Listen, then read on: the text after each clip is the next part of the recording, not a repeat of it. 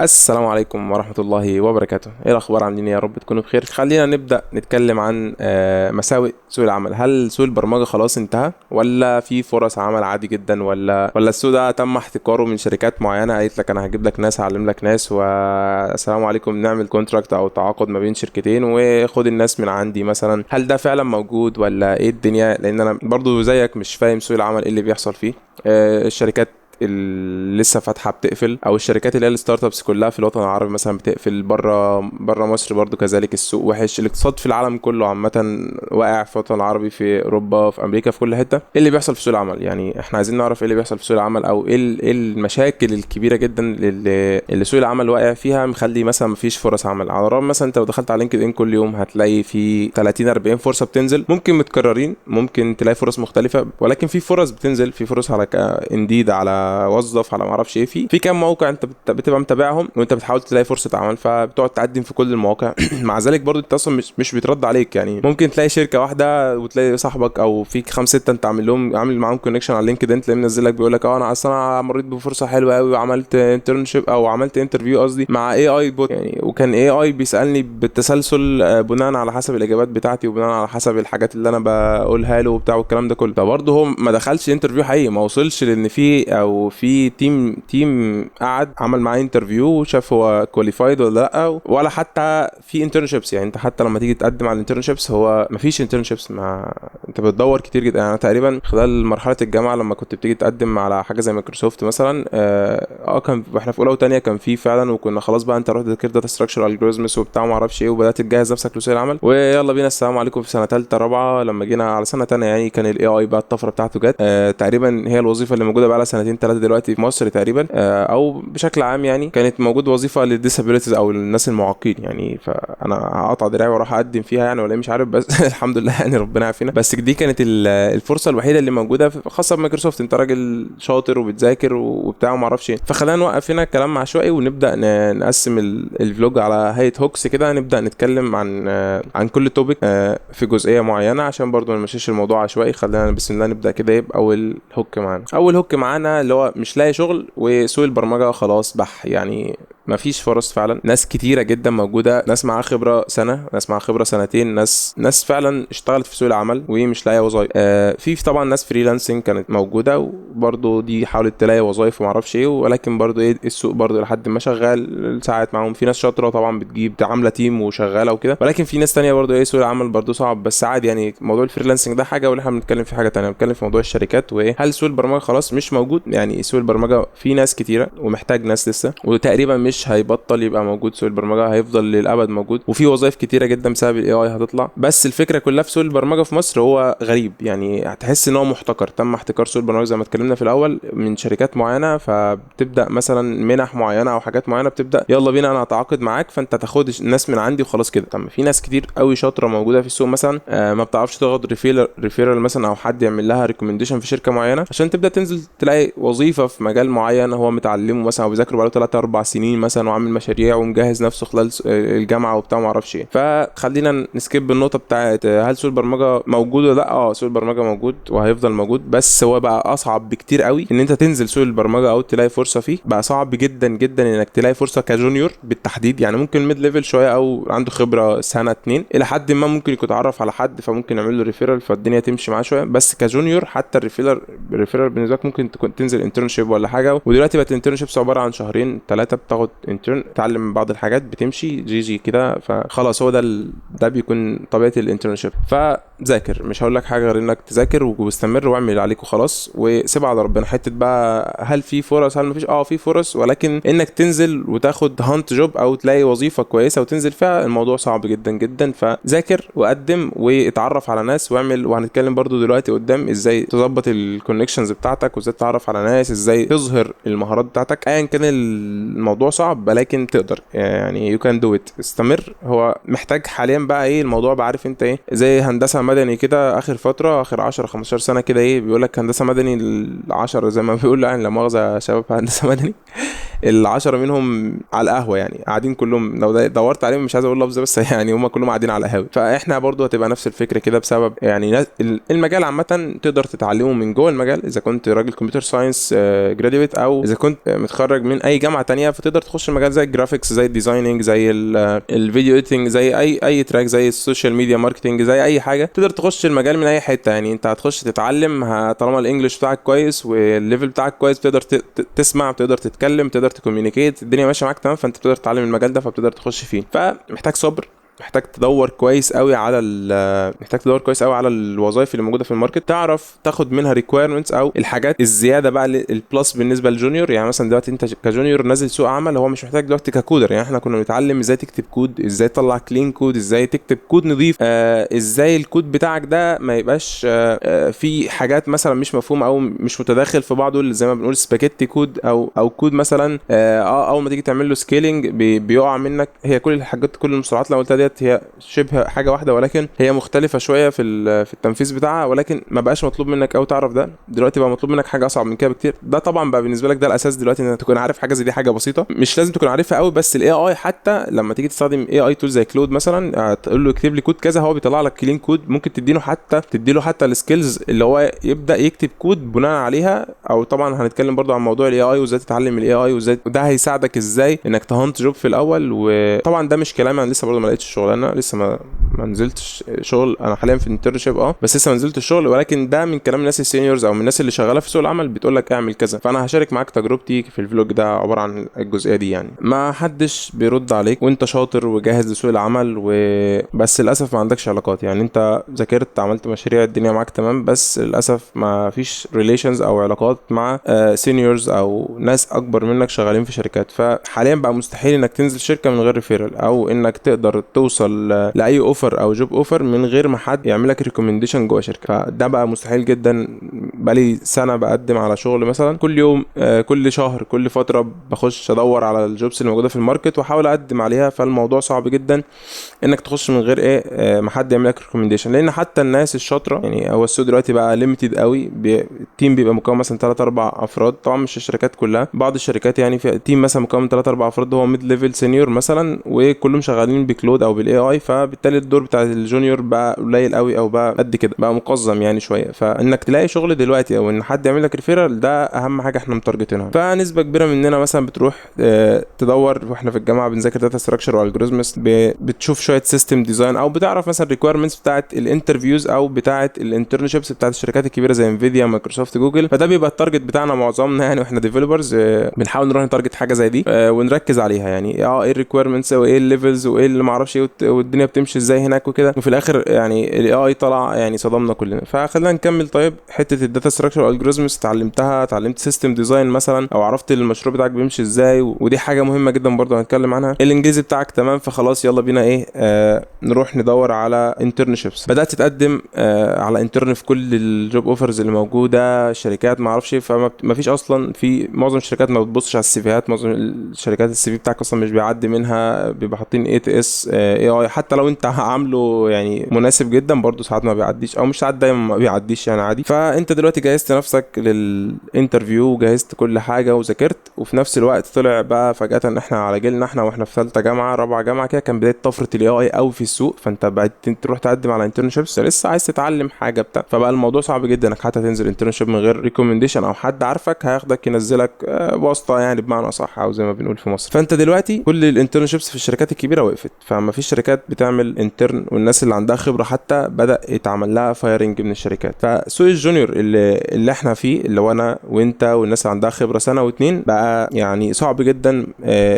في ركود اقتصادي عام في الوطن العربي، في اوروبا، في العالم كله بشكل عام. الاقتصاد واقع بسبب الحروب، بسبب كذا حاجه، فالاقتصاد واقع. فانت بالتالي معظم الشركات دلوقتي بقت بتقفل اصلا. يعني الشركات اللي او الستارت ابس الصغيره بقت تقفل في الماركت الخليجي، في الماركت المصري، في الماركت الاوروبي. في كتير شركات كتير قفلت، في شركات كتير طبعا تانية فتحت مكانها بنظام احدث بالاي اي تولز. الناس طبعا اتعمل لها فايرنج من ميتا وجوجل والكلام ده كله، بيطلع بيبدا يدور على تيم، بيبني ستارت اب، بيبدا يشتغل، يشوف الريكويرمنتس بتاعت السوق، بيطور الدنيا طبعا على حسب الليفل. ففي شركات بتروح، في شركات بتطلع، بس الريكويرمنتس بتاعت الشركات الجديده دي كلها تبقى محتاجاك بقى. ما بقاش بقاش في حاجه خلاص اسمها جونيور بقى. يعني انا عايزك دلوقتي راجل بتيجي تقدر تستخدم اي اي تول تطلع لي بزنس، تطلع لي سيستم قصدي بيخدم بزنس معين. فانت عشان تعمل كل ده انت محتاج لك كمان فوق الاربع سنين بتوع الجامعه انت كنت مضغوط فيهم في مذاكره الجامعه، مشروع تخرج ما اعرفش ايه بتاع، ومذاكره تراكات بعض التراكات، وبتحاول تدور على شغل في الدنيا صعبه الا لو ليك حد جنب ده كله. محتاج بقى تكون راجل ميد ليفل اللي هو بتعرف فاهم سيستم ديزاين، وتكون اشتغلت على مشروعين ثلاثه كبار قبل كده، وتقدر تعمل سيستم كامل، تقدر تدي ستراكشر كامل للكلود مثلا او تكلم معاه وتبقى راجل بروفيشنال انك تطلع سيستم كامل. ده عشان تشتغل دلوقتي. فدلوقتي انت راجل مذاكر بتراجع ومجهز نفسك للسوق، عمال تراجع كل شويه الحاجات اللي بتقع منك.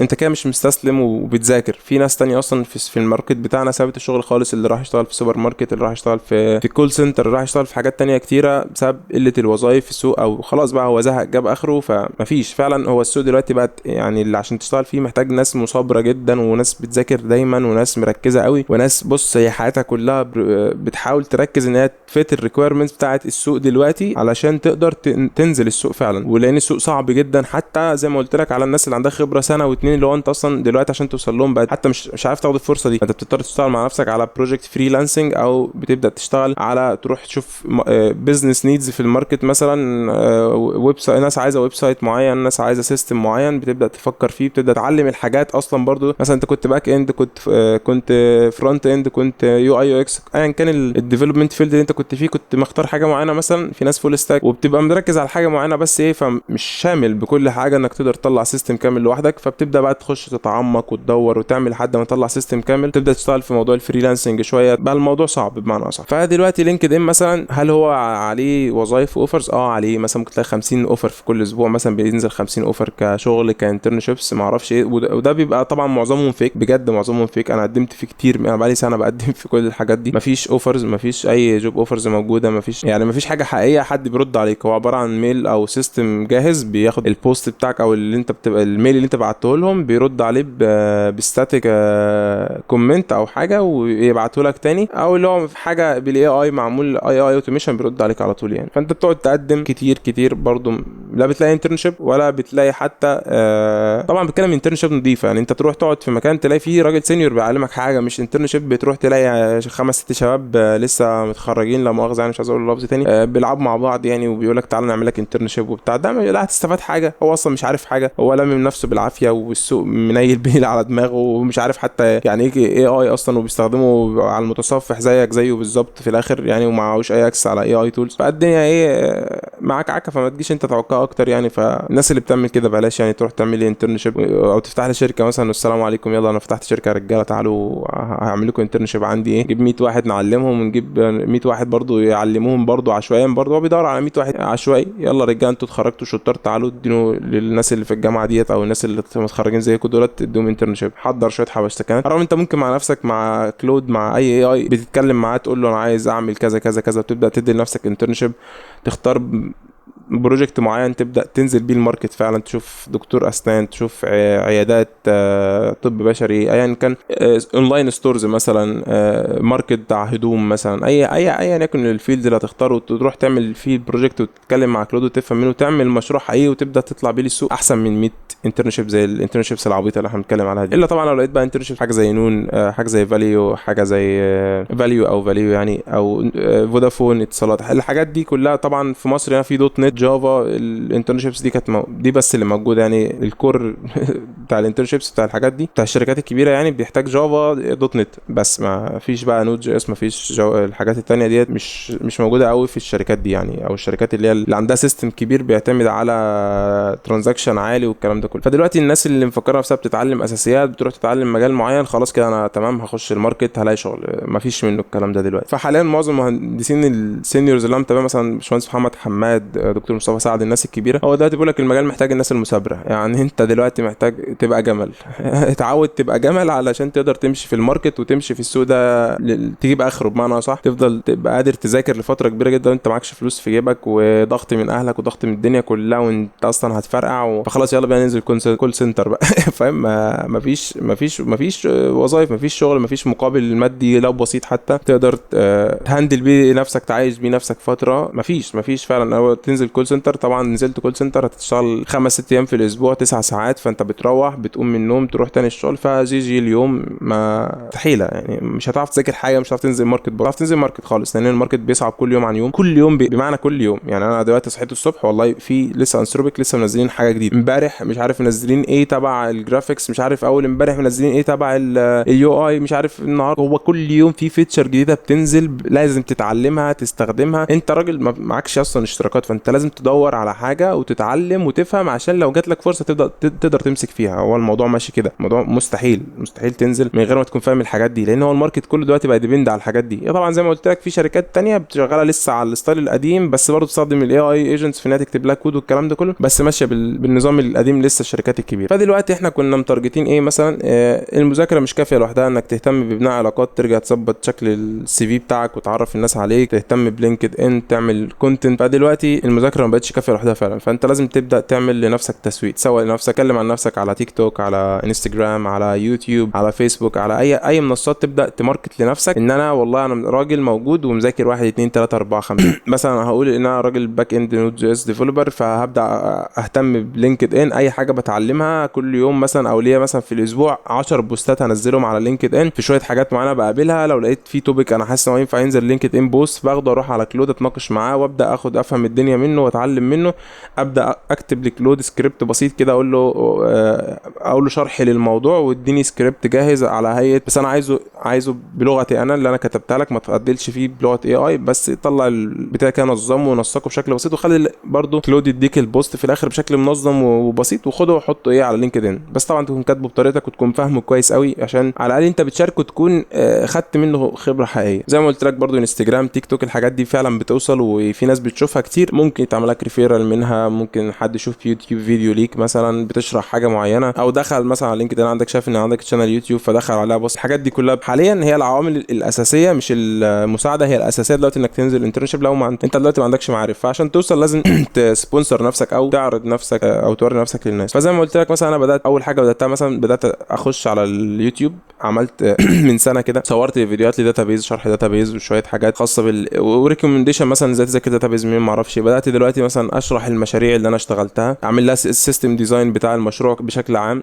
مثلا دلوقتي مش عايز اشرح دلوقتي بقى زي ايام زمان، تعالى بقى يا ابني ايه هشرح لك والله سوشيال ميديا ابلكيشن، تعالى اكتب ورايا كود زي انستجرام مثلا، نعمل انستجرام اب حاجه شبيهه ليه او كلون ليه، تعالى بقى نكتب كود والله العظيم، تعالى اعلمك تعمل راوتنج ازاي، وتعالى اعلمك تعمل يوزر موديل ازاي، وتعالى اعلمك ازاي تتكلم الداتابيز بالسكيما ديت، وازاي فكك بقى من الكلام ده كله. انت دلوقتي محتاج تفهم سيستم ديزاين، محتاج تعرف السيستم ده بيتعمل ازاي، وتبدا تروح تتكلم مع كلود، او حتى لو انت عملت فعلا المشروع ده خد المشروع روح قول لكلود انا عايز اتعلم المشروع بتاعي، عايز اتعلم سيستم ديزاين من خلاله، وبطلع لي الاخطاء. انا هشارك معاك مثلا، يقول لك شارك لي فايل مثلا زي اليوزر راوتس مثلا، في مثلا 15 راوت، خد الراوتس دي بعت اقول له ايه المشاكل اللي عندي كسيستم ديزاين في الجزء ده، ايه المشاكل اللي عندي كسيستم ديزاين في الجزء ده، طب وهاخد الجزء ده اروح اعدل الجزء ده وابدا اهتم بيه واتكلم مع كلود، اشرح لي اكتر، فهمني اكتر، اهتم بايه، ازاي اعدل ايه بقى الغلط كسيستم ديزاين. بقى ايه الفكره من السيستم ديزاين؟ انك بتروح تقول له والله العظيم دلوقتي انا لما اطلع البتاع ده برودكشن او البيزنس ده برودكشن، هتلاقي فيه حاجه مثلا واقعه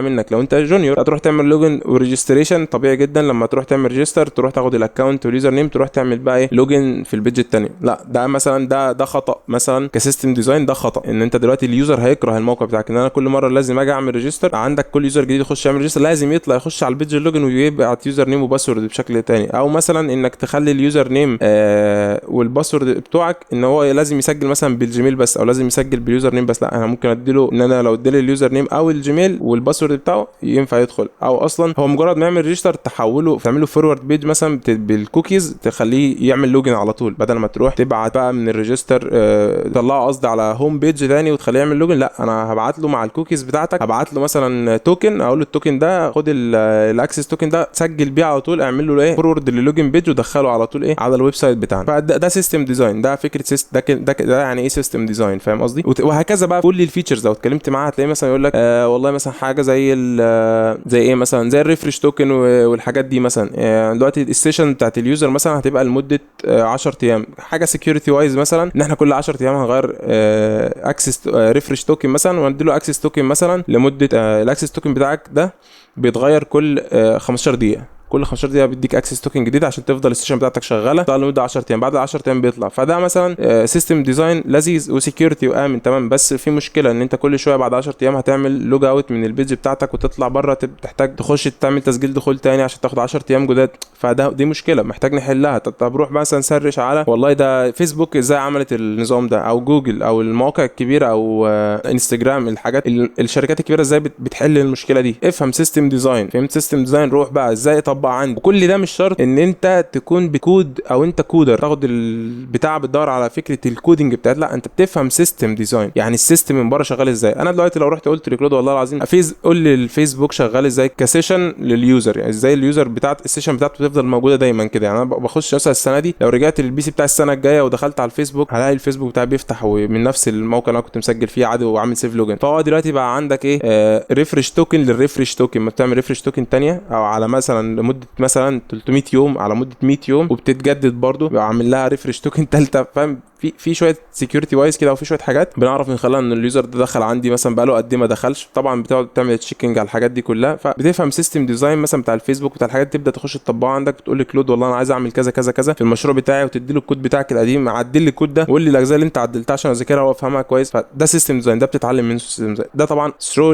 البروجكت بتاعك كله او خلال البروجكت بتاعك كله لازم تعمل الحاجات دي وتفهم الحاجات دي كويس قوي جواه. طيب ايه تاني انا عملته برضو؟ انا دلوقتي من كتر ما بقدم طبعا ما فيش انترنشيب، بس انا الحمد لله ربنا كرمني ولقيت انترنشيب في انترناشونال كومباني اسمها فلاي رانك اي اي، مشهوره قوي الفتره الاخيره ديت. نزلت لمده اسبوعين 3 كده، لمت الناس وعملت فري انترنشيب انك تاخد انترنشيب معاهم. هي عباره عن انتجريتد مع الاي اي تولز، يعني انت دلوقتي بتستخدم السيستم باك اند بتبقى اي اي باك اند انجينير. بناء على المسمى ده بناء انت خلال الانترنشيب دي بتتعلم حاجات كتيره جدا. بتروح اول حاجه بيعلمك بيديك فري كيكه. الكورسات دي موجوده فري اكسس للكورسات بتاعه انثروبيك كورسز ديت، حوالي تقريبا اكتر من 20 كورس مثلا موجودين على انثروبيك فري، تقدر تخش تاكسسهم تعلم منهم ازاي تتعامل مع الاي اي، السيستم بتاعك ده ازاي بيشتغل مع الاي اي. احنا كتيم في شركه زي السيستم بتاعنا، انا كراجل اللي عندي الادمن رول مثلا ازاي ادي صلاحيات للتيم اللي معايا. انا راجل دخلت شركه وفي الاخر بقى عندي تيم تحتيه في 5. انا دلوقتي ما بعرفش اتعامل مع كلود وادي له صلاحيات. ممكن واحد من ال5 ده يخش ياخد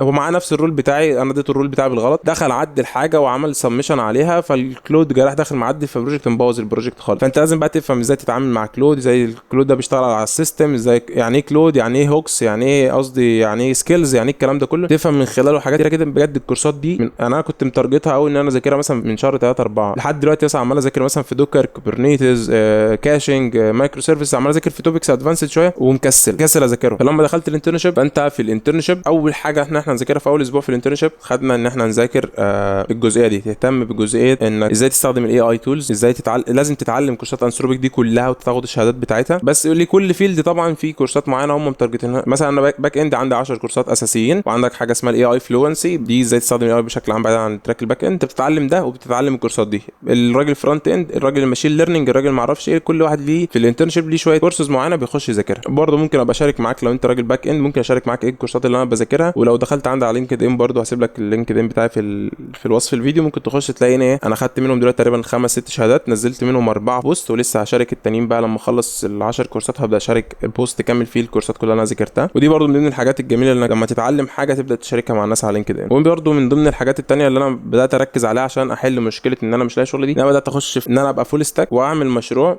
اعمل مشروع كامل خاص بيا. مش عارف انا قلت ده ولا لا، بس خلينا نكمل فيها. برضو متارجت مثلا ان انا اعمل اونلاين ستور واروح ابيعه اعرضه على شركات موجوده مثلا عندهم محل واثنين او فرع واثنين بس ما عندهمش ويب سايت. فانا اخش السلام عليكم والله انا عندي كذا كذا، لو عايز تاخد الخدمه دي تعرض على الموبايل فونز او اللابتوبس او ايا يكن او التكنولوجي التك برودكت اللي عندك ده، تقدر تعرضه عندي على الويب سايت، او هبيع لك الويب سايت ده مثلا تقدر تشتريه وتاخد صلاحيات كل اكسس عليه مثلا، ويبقى البرودكت بتاعك. ابدا اعمل دخلت حاليا انا اصلا مين ستاك، فدخلت رياكت معايا فبقيت ميرن ستاك، بقيت فول ستاك ديفلوبر ايه من خلال نود جي اس ورياكت. ودي حاجه تقدر تتعلمها مش هتاخد منك وقت طالما انت متاسس كويس وتعلمت سي بلس بلس بيزكس وتعلمت ستراكشر الجوريزمز، تعلمت الكلام ده كله. لما تيجي تتعلم حاجه جديده مثلا انا مثلا اتعلمت فلاتر، اتعلمت دوت نت في الجامعه، اتعلمت اتعلمت نود جي اس دلوقتي، كل ده لما كنت بسويتش من اللغه الثانيه الموضوع ما كانش بياخد مني وقت خالص، ماكسيمم شهر مثلا كنت ببقى مسويتش على التكنولوجي الجديده وببقى متمكن منها خلاص، بقى فاهم الكور بتاع الحاجه دي، ببدا استخدمها مع الوقت، ببدا اتعرف عليها اكتر واسرش اكتر لو في مشكله، ببدا افهم الدنيا خلال شهر. فطبعا الاساس بالنسبه لك لو انت بتاسس كويس ده بيفرق معاك سرعه تعلمك للحاجه الجديده. فدلوقتي طبعا خلينا نوقف كده ونعمل ريفيجن على اللي احنا اتكلمنا عنه. احنا اتكلمنا اول حاجه عن انك ما فيش شغل، سوق العمل سيء جدا. اتكلمنا عن اعمل ايه، اتكلمنا عن ازاي تسوق نفسك، طبعا تسوق نفسك من خلال يوتيوب، انستجرام، تيك توك، فيديوز، شير، تشرح الحاجات اللي انت عملتها على يوتيوب فيديوز وتعمل لها وتمنشن الحاجات دي في السي في بتاعك دايما، وتمنشنها على لينكد ان بوستس برضو، ممكن تعمل حاجه زي دي على فيسبوك، على اي منصه عندك فيها كونكشن مع ناس في الفيلد بتاعنا تقدر تعمل حاجه زي دي. اخيرا وليس اخيرا والاهم بالنسبه لي دلوقتي انك تكون معاك فول كنترول على الاي اي، تتعلم على قد ما انت راجل جونيور، فانت محتاج منك برضو الرو موديل بتاع الجونيور، مش انك تخش مثلا تروح تبقى ميد ليفل، مش محتاج ده منك، تقدر اصلا، فمش محتاج ده منك، انا محتاجك بس تقدر تتعامل مع الاي اي بشكل عام، انك تاخد منه وتتعامل معاه وترد عليه، وتبقى مش هو المتحكم فيك، انت المتحكم فيه بس. عارف انت الحته دي اللي هو انت بتعلمك لكورسات انثروبيك، هي صعبه جدا، خلي بالك لو الانجليش بتاعك ضعيف للاسف، فهي الراجل اللي بيتكلم فيها بيشرح تقريبا سي 1 سي 2 انجلش ليفل عشان تقدر تفهمه، بي 2 هتبقى بتفهمه بصعوبه شويه وتحتاج توقف وتعيد الفيديو كتير. فهتعمل ايه؟ في باشمهندس احمد نجدي لو تعرفوه، ممكن ابسيب لك برضو اللينك بتاعه تحت، عامل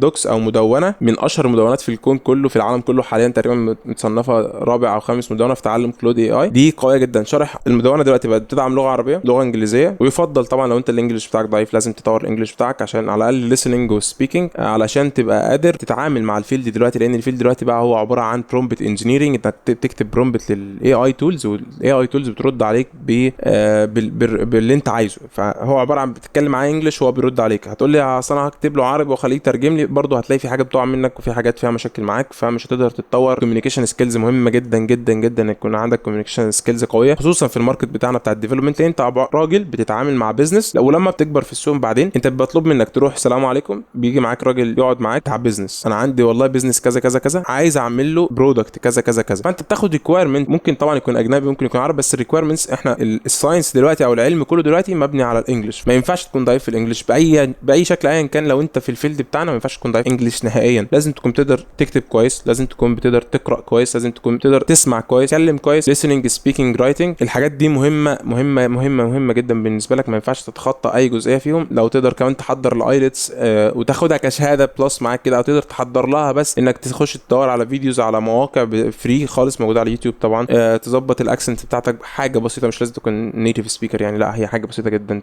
تظبط الاكسنت بتاعتك. الانجليش مهم جدا زي الاي اي تولز بالظبط، لان الاي اي تولز هي عباره عن برومبت انجينيرنج حاليا، انت فاهم سيستم ديزاين ومذاكر وبتتفحت مذاكره في نفس الوقت، لازم برضو ما ينفعش تاثر خالص باي شكل ايا كان مع البرومبت انجينيرنج وتعلمك للانجليش. دي اشياء لا يعني لو انت راجل دلوقتي بقالك كنت جونيور او كنت ميد ليفل او ميد ليفل ايه جونيور مثلا، معاك خبره سنتين في المجال ده، لسه ستيل جونيور. ففي ناس طبعا في مصر احنا عندنا بيبقى ميد ليفل بقى او سينيور بعد سنه في المجال عادي كده، مالناش دعوه بالناس دي خالص، الناس دي ده مش فكرنا خالص، مالناش دعوه بيه. لو انت راجل دلوقتي عندك خبره سنتين في المجال والانجليش بتاعك ضعيف، ونزلت فعلا حد عمل لك ريفيرال ونزلت شركه او حد قريبك نزلك شركه والدنيا مشيت معاك واشتغلت سنتين والشركه قفلت وقريبك ده مشي وانت مشيت، هل انت هتلاقي شغل؟ او قريبك لو قريبك شاطر طبعا هيلاقي شغل، او لو هو راجل فعلا كانت مكانته كويسه وفاهم كويس، طب انت اشتغلت وعملت حاجات بايدك وبتاع، هل انت لو قريبك ده ما عملكش ريفيرال هل انت هتلاقي شغل؟ لا. لو الانجليش بتاعك ضعيف ما اعتقدش دلوقتي في سوق الاي اي والعصر المزدحم ده حرفيا في تكدس في المبرمجين بشكل مرعب جدا، مش في مصر على فكره، مصر من اقل الدول اللي فيها مبرمجين بالنسبه مثلا للهند والصين واوروبا، لا احنا قليل، احنا لسه قليلين ولسه عندنا نمو كده، احنا عندنا الكيرف طالع كده في الفيلد ده، وفي العالم كله عامه الكيرف طالع اللي فوق قوي في الناس اللي بتتعلم بروجرامنج. وعندنا طبعا في مجالات كتيره جدا دلوقتي موجوده للمبرمجين، مثلا الناس اللي معاها خبرات تقدر تتعلم مثلا حاجات زي الاي اي والحاجات دي بتنقلهم في حته تانية. طبعا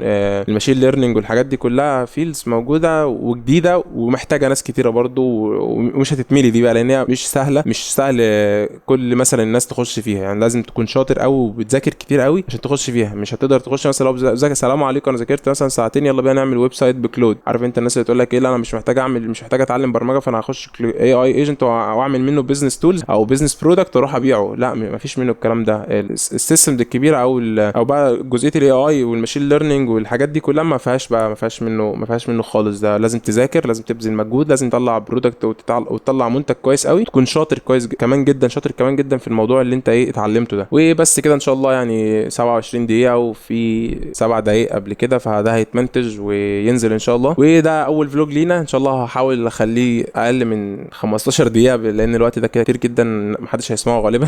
فان شاء الله يعني نعمل سلسلة ونشارك فيها رحلتنا ازاي بنجاهد ان احنا نلاقي وظيفة او ان احنا ننزل سوق العمل، وهحكي معاك تجربتي كاملة. والانترنشيب ديت برضه هحكي لك ان شاء الله، هنزل كل اسبوع عن الانترنشيب، ايه اللي انا اتعلمته فيها وايه اللي انت محتاج تذاكره، وده مهم جدا بجد. كل حاجة متعلمة في الانترنشيب قوية جدا جدا جدا، هشاركها معاك، هخليك تتعلمها لو انت مش في انترنشيب. هقول لك هسيب لك طبعا مصادر الكورسات بتاعت انثروبيك، هسيب لك مصادر كورسات احمد نجدي بتاعنا ده، المدونة بتاعته هسيبها لك، هسيب لك حاجات تذاكر منها، وهشارك معاك دايما ان شاء الله كل اسبوع. وانتظروني ان شاء الله، هاجي لك الاسبوع الجاي بفيديو جديد.